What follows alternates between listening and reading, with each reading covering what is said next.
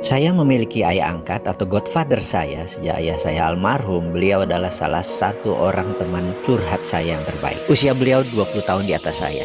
Beliau asli Bali dan kami atau saya memiliki panggilan akrab kepada dirinya yaitu Babe. Di usianya yang kepala 7 masih aktif berbisnis. Prestasi beliau sebagai salah satu orang kaya Bali. Asetnya 12 digit. Namun humble-nya itu loh yang saya nggak nahan. Benar-benar rendah hati. Anda tidak akan pernah tahu beliau itu seberapa kayanya. Kalau melihat sekilas biasa saja, namun begitu dia berbicara, begitu dia bergerak, kedalaman pengalaman hidupnya membangun bisnis, dalam hikmah kesehariannya sangat terasa sekali kebijaksanaannya. Raut wajahnya adalah goresan panjang perjalanan hidup yang penuh warna. Gerak tubuhnya, pemilihan kata-katanya, semua menunjukkan been there dan pernah melakukan itu dan pernah berada di sana. Saya teringat 10 tahun yang lalu ketika saya merasa lelah mengelola kehidupan, termasuk mengelola bisnis. Turun naiknya bisnis seperti naik roller coaster, terkadang di atas dengan aset besar, mobil berbaris kinclong, tak lama kemudian semua hilang, bahkan berhutang. Lalu 3 tahun kemudian bangkit lagi lebih besar dari yang kemarin, dan beberapa saat kemudian mulai lagi ke ayun turun.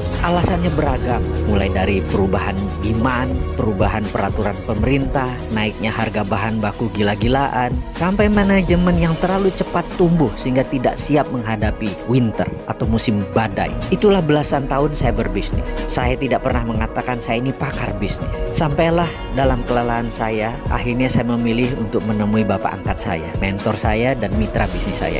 Kantornya cukup tua, sudah lebih dari 30 tahun, namun asri. Di belakangnya ada taman yang sering dia pakai untuk rokokan atau jagongan, ngobrol-ngobrol ringan di sore hari. Memiliki luas 4.000 meter di tengah Kebayoran Baru dan hanya berjarak 500 meter dari SCBD, Central Business District. Yang saya tahu bayar pajak PBB-nya mahal sekali. Setiap tahun dia membayar sekitar 1 mobil Innova hanya untuk membayar PBB. Tapi dia bisa bayar, itu yang lebih penting. Saya pun sore itu duduk di samping beliau di meja kayu panjang di taman tersebut dan bertanya, "B, apa resep untuk sukses?" Ternyata dia diam saja, hanya menatap mata saya lalu menyedot rokok favorit. Mendapat respon begitu, saya tanya ulang lagi, "B, apa resep sukses?" Kali ini dia tidak melihat saya, namun tetap merokok, menghisap sangat dalam.